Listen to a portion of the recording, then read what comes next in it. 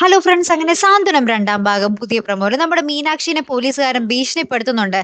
നീ ഈ പേപ്പറിൽ സൈൻ ചെയ്തില്ലെങ്കിൽ കാലാകാലത്തോളം പോലീസ് സ്റ്റേഷനിൽ അല്ലെങ്കിൽ ജയിലിൽ കിടക്കേണ്ടി വരും എന്ന് പറഞ്ഞിട്ട് അല്ലെ. അപ്പുറത്താണെങ്കിൽ നമ്മുടെ മീനാക്ഷി തിരിച്ച് ഭീഷണിപ്പെടുത്തു കേട്ടോ.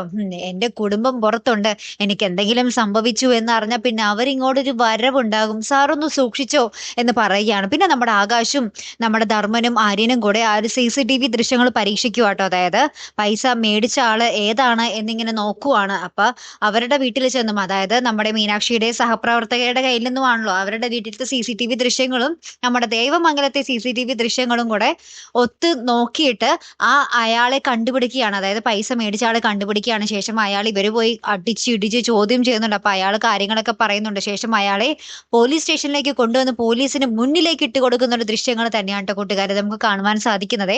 അപ്പൊ ഇനി ബാക്കി എന്തൊക്കെയാകും, ഒരു പുളപ്പൻ എപ്പിസോഡായിരിക്കും വരാൻ പോകുന്നത് അല്ലേ.